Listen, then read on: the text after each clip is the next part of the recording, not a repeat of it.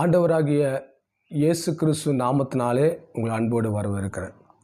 வெளிப்படுத்தின விசேஷம் 13ஆம் அதிகாரம் 17ஆம் வசனம் சொல்கிறது, அந்த மிருகத்தின் முத்திரையாவது அந்த நாமத்தையாவது அதன் நாமத்தின் இலக்கத்தையாவது தரித்து கொள்ளுகிறவன் தவிர வேறொருவனும் கொல்லவும் விற்கவும் கூடாதபடி செய்தது.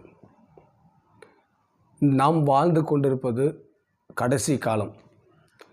ஆண்டவராகிய இயேசு கிறிஸ்து வெளிப்படுத்துகிற விசேஷத்தில் கடைசி காலங்களில் நடக்க போகிற காரியங்களை ஆண்டவர் முன்னறிவித்து தீர்க்க தரிசனமாக ஆண்டவர் நம்மளுக்கு கொடுத்திருக்கிறார். இந்த காரியங்கள் இனி வரும் நாட்களில் நடைபெற போகிறது. ஒரு அரசாங்கம் எழும்பி வரப்போகிறது.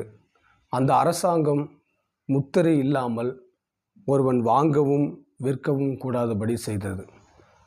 இந்த பார்த்திங்கன்னா இப்போது நம்ம நடைமுறை பார்த்திங்கன்னா யுத்த செய்திகள் நம்ம கேள்விப்பட்டிருக்கிறோம்.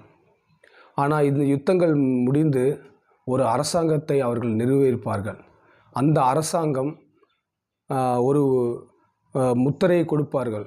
அந்த முத்திரை இல்லாமல் ஒருவனும் வாங்கவும் விற்கவும் கூடாதபடி செய்யும் காலம் வரப்போகிறது. அதனால் இப்பொழுதே மனம் திரும்புங்கள். ஆண்டவராக இயேசு கிறிஸ்து சீக்கிரம் வரப்போகிறார். பரலோக ராஜ்யம் சமீபமாக இருக்கிறது.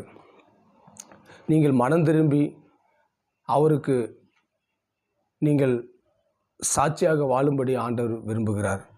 ஒருவரும் கெட்டுப்போவது ஆண்டவருக்கு பிரியமில்லை. எல்லோரும் ரட்சிக்கப்பட வேண்டும், எல்லோரும் மனம் திரும்ப வேண்டும், எல்லோரும் ஆசீர்வாதமாக இருக்க வேண்டும் என்று ஆண்டவர் விரும்புகிறார். ஒருவரும்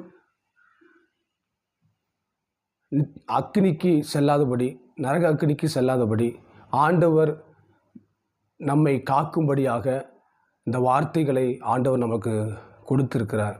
இந்த வார்த்தையை நாம் விசுவாசித்து இந்த வார்த்தையின்படி நாம் நடப்போமானால் ஆண்டவராகிய இயேசு கிறிஸ்து நம்மளை மீட்கும்படியாக ஆண்டவர் நிச்சயமாக வருவார். நம்மளை ஆசீர்வதிப்பார், பாதுகாப்பார்.